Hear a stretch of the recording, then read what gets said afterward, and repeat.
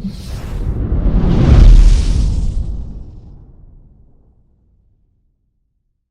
అండి, అందరూ ఎలా ఉన్నారు? బాగున్నారనే బాగున్నానండి. ఇవాళ నేను మీ ముందుకి అరటికాయ ఫ్రై, కొంచెం ఆలు కూడా కలిపేసి, ఎందుకంటే నేను అరటికాయని ఆవబెట్టి చేస్తున్నాను. సో ఆవబెట్టి చేసిందేమో చాలా ట్రెడిషనల్గా, ఉల్లిపాయలు లేకుండా, అల్లం వెల్లుల్లి పేస్ట్ లేకుండా, వెల్లుల్లిపాయలు లేకుండా ఉంటుంది. పిల్లలకి కావాల్సి అంటే మాత్రం ఆ ట్రెడిషనల్ రెసిపీ తింటారు. బట్ ఆల్సో వాళ్ళకి ఏది చేసినా, చిక్కుడుకాయ చేసినా, ఆలు చేసినా, ఇలా చామదుంపలు చేసినా, లేదా ఇలా అరటికాయ చేసినా ఫ్రై అనేది వాళ్ళకి కంపల్సరీ కావాలంటారు. వాళ్ళకి చాలా చాలా ఇష్టం. సో వాళ్ళ కోసం నేను చేసేస్తున్నాను. ఇప్పుడు ప్యాన్ పెట్టేసుకుని నేను తగినంత నూనె వేసుకుని ఇంకా అలాంటివి పోపు దినుసులు ఏం వేయకూడదండి.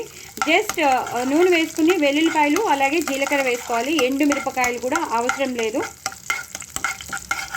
ఇవి కొంచెం వేగాలి. వేగిపోయాక యాస్టీస్గా మనం పచ్చిమిరపకాయలు వేసేసుకోవాలి. కొంచెం జాగ్రత్త అండి, నేను చాలా రిస్క్ తీసుకుని చేస్తున్నాను. మీ అందరి కోసమే చేస్తున్నాను. ఎంత రిస్క్ ఉంటుందో మీకు తెలుసు అనుకుంటాను. చాలా రిస్క్ అయినది ఇది. సో ఇది వేగాలండి. యాస్టీస్గా వేసేసాను నేను. కొంచెం వేగిపోతే మనం పసుపు వేసేసుకోవచ్చు. ఇప్పుడు నేను పసుపు వేసేసుకుంటున్నాను. పేలుతున్నాయి, చూసారు కదా.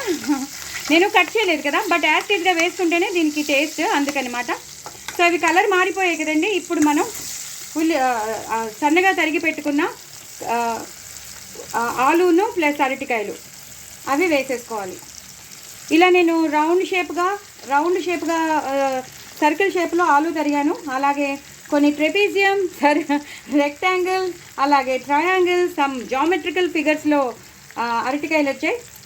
నో ప్రాబ్లం, ఇలా ఉంటేనే పిల్లలు ఇంట్రెస్టింగ్గా తింటారు, వావ్ అనుకుంటూ. మ్యాథ్స్ కూడా ఏంటి వంటల్లో మ్యాథ్స్ వచ్చిందా అని అనుకుంటారు కదా. సో ఇవి బాగా ఇలా వేయించేసుకోవాలి.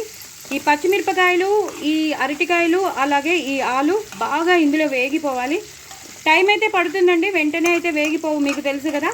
టైం అయితే పడుతుంది. మూత పెట్టుకోకూడదు. కొంచెం హైలో కానీ మీడియంలో కానీ పెట్టుకుని అక్కడే ఉండాలి. మీరు వేరే చోట పని చేసుకోవడానికి వెళ్ళిపోయారనుకోండి, మాడిపోతాయి, అడుగంటేస్తాయి. అలా కాకుండా అక్కడే ఉండి మీరు చేసుకుంటే కొంచెం నూనె పడుతుంది. నేను నూనె వేసేస్తున్నాను.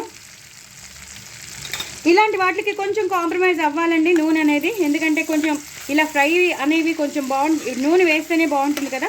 క్రిస్పీగా అవ్వాలంటే కంపల్సరీ వేయాలి. సో ఇప్పుడు కొంచెం కరివేపాకు వేసేసుకుంటాను. ఇది కొంచెం ఒక్కసారి బాగా వేగనిస్తానండి. ఒక 2-3 విడతల్లో బాగా వేగిపోతే అప్పుడు మీకు తర్వాత ప్రొసీజర్ చూపిస్తాను. చూసారు కదండి, బాగా ఎర్రగా వేగిపోయి మనం వేసిన ఆ నూనెలో బాగా ఆలు కానీ అరటికాయ ముక్కలు కానీ బాగా వేగిపోయాయి. నేను చెప్పాను కదండి, కొంచెం డిఫరెంట్గా చేస్తాను, రొటీన్గా కాదని. ఆల్రెడీ డిఫరెంట్గానే ఉంది, స్టార్టింగ్ నుంచి డిఫరెంట్గానే ఉంది. ఇప్పుడు శనగపిండి వేసుకోవాలండి. శనగపిండి బ్యాటర్లో కలపకుండా, అంటే ముక్కలకి కలిపేసి వేయకుండా, ఇలా కొంచెం వేగాక అప్పుడు శనగపిండి వేయాలి. అప్పుడు ముక్కలకి అంతటికి పట్టేసి కూర అనేదానికి మంచి, అదే ఈ ఫ్రైకి మంచి టేస్ట్ వస్తుంది, ఎన్హాన్స్ అవుతుంది, అవి కమ్మదనాన్ని తీసుకొస్తుంది అనమాట. ఇప్పుడు మళ్ళీ ఇంకో 2-3 విడతలు అలా వదిలేయాలి. అంటే ఇలా శనగపిండి వేసేసాక బాగా ఫ్రై అవ్వడానికి వదిలేయాలన్నమాట. అప్పుడు ఇంకేం వేయకూడదు, ఉప్పు కానీ కారం కానీ అప్పుడే ఏం వేయకూడదు. జస్ట్ ఇవే ఇలా వేయిస్తూ ఉండాలి. చాలా చాలా బాగుంటుందండి. దయచేసి నా ఛానల్ని సబ్స్క్రైబ్ చేసుకోండి, సపోర్ట్ చేయండి, నలుగురికి షేర్ చేయండి, ప్రమోట్ చేయండి. కొత్త వాళ్ళు ఎవరైనా ఉంటే వాళ్ళు కూడా సబ్స్క్రైబ్ చేసుకోండి. పక్కనున్న గంట సింబల్ని టపీమని కొట్టండి. బట్ చాలా చాలా టేస్టీగా ఉంటుంది. మీకు నచ్చుతున్నాయో లేవో ఒక్కసారి చెప్పండి. నేను వాయిస్ ఓవర్ ఇస్తున్నాను. నా వాయిస్ ఓవర్ మీకు నచ్చుతుందో లేదో మీకు నచ్చి మీరు కామెంట్ బాక్స్లో పెట్టండి బాగుందని, నేను చేసే రెసిపీస్ మీకు నచ్చుతున్నాయని. అదొకటే నేను అడుగుతున్నాను. నేను కావాలంటే ఇంప్రూవ్ కూడా చేసుకోవడానికి ఉంటుంది, నాకు మోటివేషన్గా ఉంటుంది. మీరు కామెంట్ బాక్స్లో నా గురించి చెప్తే. సో మోటివేషన్ అని చెప్పాను కదని మంచి కామెంట్సే పెట్టండి, పాజిటివ్ కామెంట్స్ పెట్టండి. సో దట్ మా లాంటి వాళ్ళం కొంచెం చిన్న ఎదుగుతున్న వాళ్ళం గ్రోత్ ఉంటుంది. సో నేను ఇన్స్టాగ్రామ్లో పాటలు పాడతాను, తప్పకుండా పాటలు కూడా వినండి, ఫాలో అవ్వండి. చాలా చాలా మంచి మంచి సాంగ్స్ వస్తాయండి. సో వినండి. ఈ ఫ్రై మాత్రం అదిరిపోతుంది. రసంలో సైడ్ డిష్గా బాగుంటుంది, సాంబార్లో సైడ్ డిష్గా, పప్పులోకి సైడ్ డిష్గా బాగుంటుంది, అలాగే అన్నంలో కూడా బాగుంటుంది. పిల్లలైతే విపరీతంగా ఇష్టపడతారు. మామూలు ఫ్రై అయితే ఉప్పు కారం జీలకర్ర తప్ప ఇంకేం ఉండదు, లేదా ఆనియన్ కలిపి చేసేస్తాం. ఇది ఇలా కాదు కదా, కొంచెం చేస్తున్నప్పటి నుంచి డిఫరెంట్గా ఉంది. సో ఇది ఒక్కసారి వేగాలండి, వేగాక మీకు మళ్ళీ చూపిస్తాను. చూసారు కదండి, బాగా వేగిపోయి శనగపిండిలో బాగా వేగిపోయి కమ్మటి వాసన వస్తుంది. మనకి బజ్జీలు వేయించినప్పుడు ఎలా మంచి వాసన వస్తుందో అలా బాగా మంచి వాసన వస్తుంది. ఆలు కానీ అరటికాయ ముక్కలు కానీ బాగా వేగిపోయాయి. ఇప్పుడు లాస్ట్ దశకు వచ్చేసామండి. తగినంత ఉప్పు, మీ రుచికి తగినంత ఉప్పు, అలాగే కారం. మనం పచ్చిమిరపకాయలు వేసుకున్నా అవి చీల్చలేదు కాబట్టి ఎక్కువ కారం ఏం పట్టదు. మీకు ఎంత కారం తినగలరో, ఎంత స్పైసీనెస్ మీరు తీసుకోగలరో అంత. అలాగే కొంచెం గరం మసాలా. గరం మసాలా అనేది కంపల్సరీ, ఎందుకంటే ఇది మనం చేసేదే బాగా రిచ్గా పాష్గా చేస్తున్నాం కాబట్టి. ఫ్రై అనేది మామూలుగా ట్రెడిషనల్గా ఏదో వేయించేసి పెట్టేయడం కాదు కదా, ఫ్రై చేయట్లేదు కదా, మనం కొంచెం డిఫరెంట్గా చేస్తున్నాం కాబట్టి గరం మసాలా అనేది వేయాలి. అంతేనండి, బాగా వేగిపోయింది. ఇంకొక 1 మినిట్ ఉంచేసి బంద్ చేసేయడమే, ఎక్కువ ఉండకూడదు కూడా, ఎందుకంటే కారం కలర్ మారిపోతుంది. నేను సిమ్లో పెట్టుకున్నాను. మీరు కూడా లాస్ట్లో ఉప్పు కారం వేసేటప్పుడు సిమ్లోనే పెట్టుకోండి. మరి హైలో కానీ మీడియంలో పెట్టుకుంటే కలర్ మారిపోతుంది, కారంది మాడిపోతుంది, అప్పుడు మంచి టేస్ట్ ఉండదు.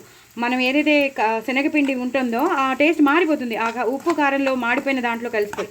సో సిమ్లో పెట్టుకునే మీరు ఉప్పు కారం అనేది వేసుకోండి. ఇప్పుడు లాస్ట్లో కరివేపాకు, అలాగే కొత్తిమీర. అంతేనండి, అయిపోయింది. చాలా చాలా డిఫరెంట్గా చేసిన అరటికాయ ఆలూ ఫ్రై అదిరిపోయిందంటే అదిరిపోయింది. నా ఛానల్ మీరు సబ్స్క్రైబ్ చేసుకోండి, సపోర్ట్ చేయండి. మరిన్ని రెసిపీస్తో మీ ముందుంటాను. ట్రై చేయండి. కొత్త వాళ్ళు ఎవరైనా ఉంటే వాళ్ళు కూడా సబ్స్క్రైబ్ చేసుకోండి. నలుగురికి షేర్ చేయండి. తప్పకుండా సబ్స్క్రైబ్ చేసుకుని నా ఛానల్స్ అన్నీ చూడండి, నా వీడియోస్ అన్నీ చూడండి. ఛానల్స్ కాదు, ఒకటే ఉంది నాకు ఛానల్. నా వీడియోస్ అన్నీ చూడండి, నా కామెంట్ బాక్స్లో పెట్టండి. ఓకేనా? తప్పకుండా చేసుకోండి, చాలా చాలా బాగుంటుంది. చాలా చాలా పిల్లలు అయితే ఎంజాయ్ చేస్తారు. సో డూ ట్రై ఇట్ అండి. బాయ్ అండి.